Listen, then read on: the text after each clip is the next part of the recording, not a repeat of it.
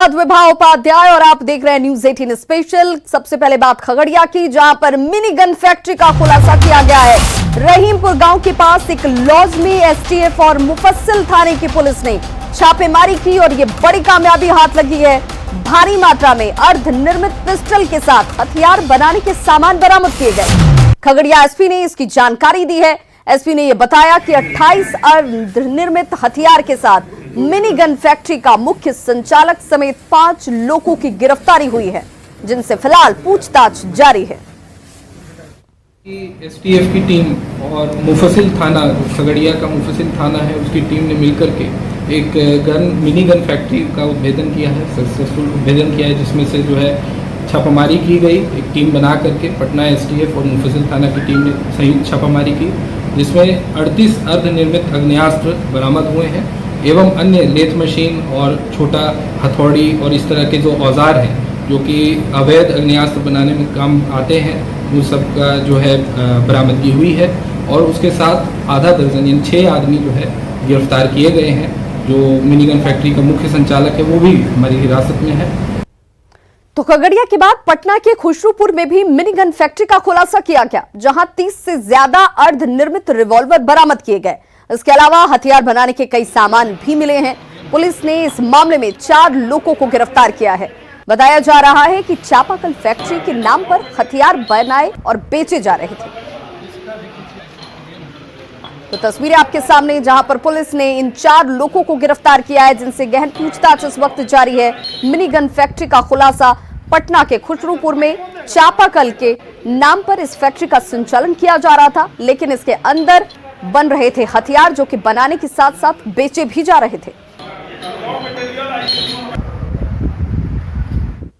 औरंगाबाद में उपले में रखा बम अचानक से विस्फोट कर गया, जिसमें एक महिला समेत 2 लोग घायल हो गए हैं। घटना ओबरा थाना क्षेत्र के भरूच गांव की है। हादसा उस वक्त हुआ जब सीता कुंवर नाम की महिला घर के बाहर रखे गोईठे के ढेर से गोईठा लाने के लिए गई और इसी दौरान महिला को गोईठे के ढेर में रखी एक गोल चीज नजर आती है, जिसे उसने अपने बेटे को देखने के लिए दिया, लेकिन इसी बीच वो फट जाता है। घटना के बाद ग्रामीणों ने इसकी सूचना पुलिस को दी और फिर दोनों घायलों को दाऊद नगर पहुंचाया गया, जहां एक निजी क्लिनिक में दोनों का इलाज जारी है। पुलिस फिलहाल इस मामले की जांच में जुटी है। ये क्या चीज है, तो वहाँ से उठा करके लेके घर गए। घर बाबू को बोला कि बाबू रे देखने की कौची तो है, तो वो खोल के देखा और डिब्बा में बंद करके डिब्बा में था। डिब्बा ऐसे जैसे खोला वैसे ही उड़ गया, जैसे उड़ा बस वो छोड़ दिया। ऐसे में दोनों को घायल हो गया सर। लेकिन पता नहीं था कि क्या रखा है, ये पता नहीं है सर, ये पता नहीं। हम लोग गांव से दूर था, थोड़ा आवाज आया मैंने बहुत दूर से, तो हम कहें कि लड़कन कोई बगल में पड़ाका छोड़ा। वो अपने घर के सामने रोड के पास ट्रांसफार्मर के पास गोईठा पाथने के लिए गोबर सानने गई थी। वहीं पर डिब्बा इनको दिखाई पड़ा एक, तो उस डिब्बे को उठा करके वो ले गई बगल में अपने घर के अंदर कि इसमें कोई बहुमूल्य वस्तु हो। अपने बेटे को बताई तो वो पकड़ के खोलने लगा, जिस क्रम में उसमें सुतली बम था, वो ब्लास्ट कर गया। खगड़िया के गोगरी बाजार स्थित एक घर से पुलिस ने हथियार के साथ पिता पुत्र को गिरफ्तार किया है। इन पर दुकान में चोरी करने का आरोप था और कुछ महीने पहले दुकान से 50,000 रुपए की चोरी की गई थी। बाद में दुकानदार ने दुकान में लगे सीसीटीवी को देखा और इसके बाद जब ये दोबारा चोरी करने के लिए यहां पर पहुंचे तो इनकी करतूत सीसीटीवी कैमरे में कैद हो गई। आपके सामने वो सीसीटीवी कैमरे की तस्वीरें भी, जिसमें आप देख सकते हैं कि किस तरह आरोपी युवक जो है वो दुकान में चोरी कर अपने बोरे में सामान को भर रहा है। हालांकि इससे भनक लग गई कि दुकान में सीसीटीवी है, जिसके बाद इसने सीसीटीवी को खराब करने की पूरी कोशिश भी की। हालांकि तब तक सारी घटना कैद हो चुकी थी। बाद में पुलिस को जानकारी मिलते ही छापेमारी कर चोर को गिरफ्तार किया गया और इसके पास से रुपए की बरामदगी भी की गई।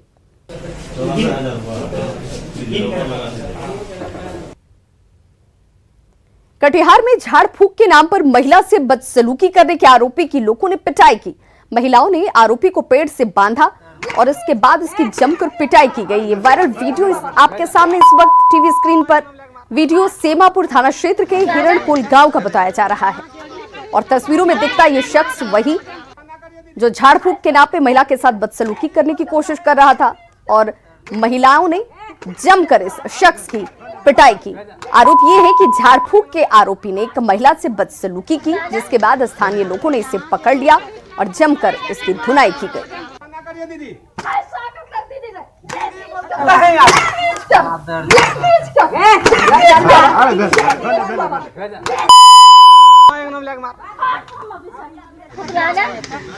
तो तस्वीरें आपके सामने है। ये तस्वीर में और इस वायरल वीडियो में नजर आता सफेद शर्ट में ये शख्स जो झाड़ फूक के नाम पे महिला के साथ बदसलूकी कर रहा था और जैसे ही महिलाओं को इसकी जानकारी हुई, इसके बाद इस शख्स की पहले तो पेड़ से इसे बांधा जाता है और बाद में इसकी जमकर पिटाई की गई।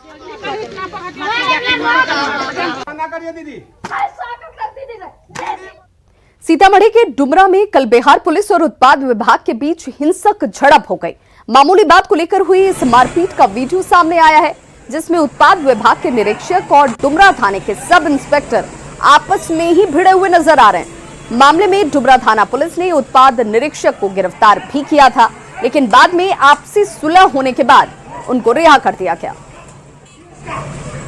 तो तस्वीर देखिए, ये आपस में ही बीच सड़क पर, ये कह लीजिए कि बीच चौराहे पर उत्पाद निरीक्षक भी और पुलिस के अधिकारी भी उलझते हुए। सीतामढ़ी का ये वीडियो है जो अब सामने आया है और दोनों के बीच छोटी सी बात को लेकर नोकझोंक शुरू होती है और उत्पाद और पुलिस विभाग आमने सामने आ जाते हैं।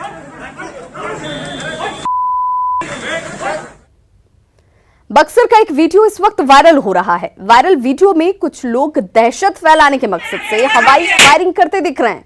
ये वो वीडियो जो आपके टीवी स्क्रीन पर इस वक्त सामने है। दहशत फैलाने का मकसद इसके पीछे बताया जा रहा है और हवाई फायरिंग करते हुए लोग भी साफ साफ दिख रहे हैं। पिस्टल और राइफल से फायरिंग की जा रही है।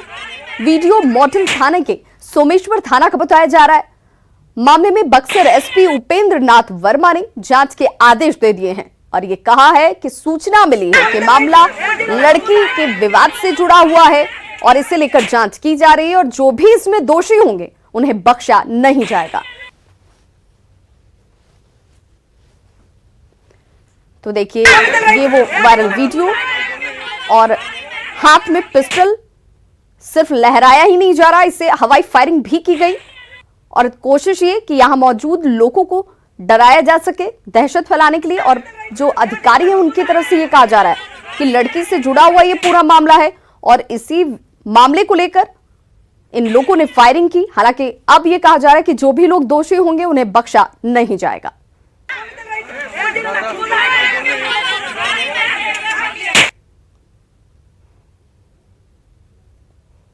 गोपालगंज पुलिस ने कुचायकोट और सासामूसा बाजार से 4 मोबाइल दुकानों का ताला तोड़कर लाखों रुपए की मोबाइल और करीब 5 लाख रुपए नकदी चोरी के मामले का खुलासा कर लिया है। पुलिस ने इस मामले में कुख्यात चोर गैंग के 2 अपराधियों को चोरी की गई 16 मोबाइल फोन के साथ रंगे हाथों गिरफ्तार कर लिया, जबकि इस गिरोह के अन्य 4 अपराधी अभी भी पुलिस की पकड़ से बाहर हैं। ये कार्रवाई कुचायकोट पुलिस ने यूपी मेरठ से की है और बता दें कि 27 और 28 अगस्त की रात कुचायकोट और सासामूसा बाजार में 4 दुकानों का ताला तोड़ा गया था। चोरी की वारदात को अंजाम दिया गया और ये पूरी घटना सीसीटीवी कैमरे में कैद हो गई थी। अब ये सीसीटीवी फुटेज सामने आया है, जिससे पुलिस को मदद मिली और अपराधियों की धरपकड़ तेज कर दी गई। फिलहाल 2 अपराधी माजिद और अब्दुल रहमान गिरफ्त में हैं, वहीं 4 अन्य अपराधियों की तलाश जारी है। किया था तकनीकी अनुसंधान करते हुए वैज्ञानिक पद्धति से इस कांड का उद्भेदन किया गया है और इस घटना में शामिल 2 अभियुक्तों को भी गिरफ्तार किए हैं और घटना में चोरी गई 16 मोबाइल भी बरामद करने का काम किया है। कुचायकोट पुलिस द्वारा किया गया यह काम बहुत ही सराहनीय है। इन्हें पुरस्कृत करने के लिए अनुशंसा की जा रही है। बड़ी खबर मुजफ्फरपुर से है, जहां पर छोटे भाई ने पत्नी के साथ मिलकर मामूली विवाद में बड़े भाई को पेट्रोल छिड़ककर जिंदा जला दिया। आग में बुरी तरह से झुलस चुके बड़े भाई को इलाज के लिए एसकेएमसीएच में फिलहाल भर्ती कराया गया है। घटना मुसहरी थाना क्षेत्र के सूतीहारा गांव की है और ये कहा जा रहा है कि सूतीहारा के रहने वाले अशोक भगत और उनके छोटे भाई अजय भगत के बीच रास्ते को लेकर के विवाद चल रहा था। देखते ही देखते विवाद इस कदर बढ़ा कि अजय अपने बड़े भाई उदय की जान लेने पर उतारू हो गया। फिलहाल पुलिस इस मामले की तहकीकात में जुटी है। की भेलै तो वह लड़का हमरा कहलक कि भाव हो भाई हमरा पेट्रोल छीट के जला देलक। हाँ वह लड़का कहलक कि भाई या भाव हमरा पेट्रोल छीट के जला देलक। अच्छा की कहली ना वहे हंसी मजाक पर कह देलक कि हमर रास्ता है तो हमर रास्ता है। प्रदर्शनकारियों पर लाठीचार्ज किया गया। धनबाद से खबर जहां पर निरसा में प्रदर्शनकारियों पर लाठीचार्ज किया गया। हाईवा एसोसिएशन के लोग यहां प्रदर्शन कर रहे थे। दो गुटों की तरफ से इस लेकर विवाद चल रहा है। एक गुट ने जाम किया हुआ था, वहीं दूसरा गुट इसका विरोध कर रहा था। एसोसिएशन के दो गुटों में टकराव के बाद पुलिस एक्शन में नजर आई और लाठीचार्ज किया गया। जाम हटाने के लिए पुलिस की तरफ से लाठीचार्ज की तस्वीरें आपके टीवी स्क्रीन पर। एक गुट जाम कर अपने विरोध को जाहिर कर रहा था।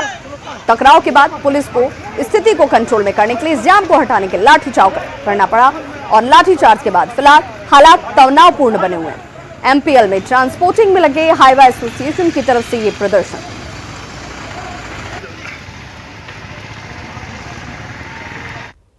देवघर की सारवा थाना क्षेत्र में 12 साल की लड़की को जलाकर मारने का मामला सामने आया है। परिजनों ने गांव के ही एक युवक पर दुष्कर्म के बाद जिंदा जलाने का आरोप लगाया है। घटना कल दोपहर की है, लेकिन परिजनों ने कल इसकी सूचना पुलिस को नहीं दी। रात में पंचायत बैठाई गई और इसके बाद पुलिस को इसकी जानकारी होती है। फिलहाल पुलिस ने शव को कब्जे में लेकर पोस्टमार्टम के भेज दिया है। वहीं आरोपी को हिरासत लेकर पूछताछ की जा रही है।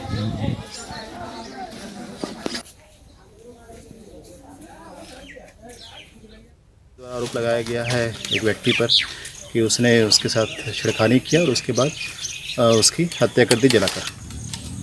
तो अभी आपने छानबीन की काफ़ी देर तक बातचीत की, आपने पूछताछ किया, हम लोग अनुसंधान कर रहे हैं। कल पोस्टमार्टम भी की गई है मेडिकल टीम के द्वारा, बोर्ड के द्वारा, और हम लोग अभी अनुसंधान कर रहे हैं। कुछ भी कहना जल्दबाजी होगा।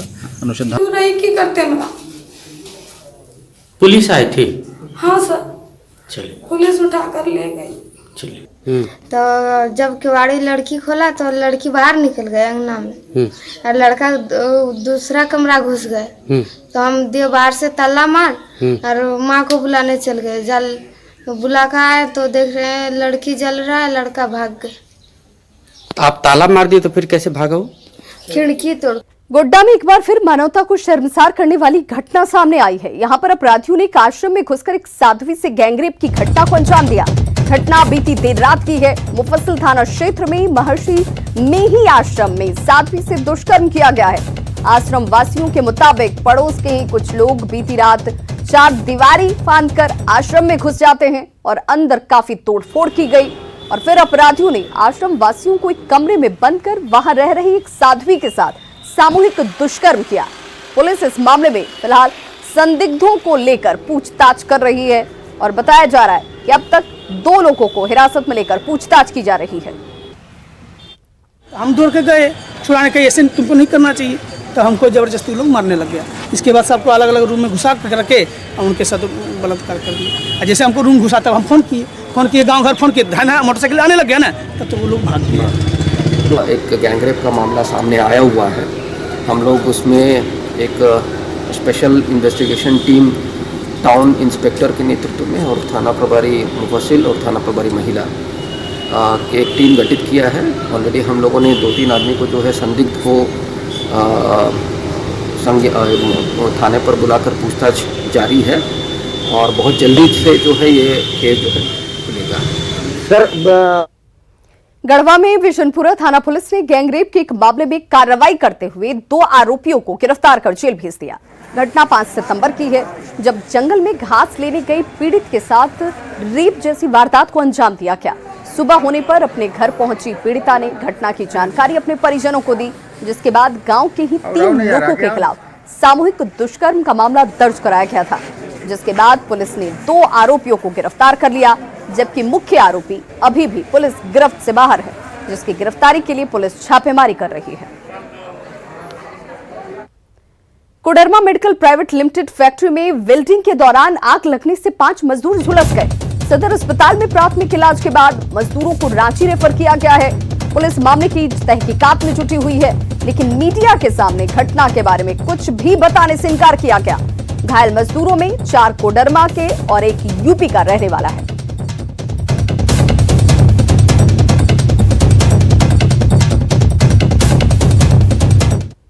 खबर पूर्णिया से, जहां पर जमीन विवाद में 3 बच्चों पर प्राथमिकी दर्ज कराई गई है। घटना जलालगढ़ के बेकमपुर गांव की है।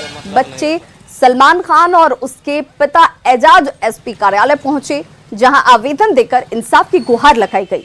आरोपी बच्चे का कहना है कि उसके पिता के साथ कुछ लोगों ने मारपीट की और मेरे ऊपर केस कर दिया गया।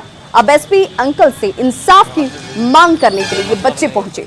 बच्चे के पिता ने कहा कि जमीन विवाद में गांव के ही जगदीश मालाकार ने अपने मजदूर से 3 बेटों के साथ उसके खिलाफ SC/ST थाने में झूठा केस दर्ज कराया।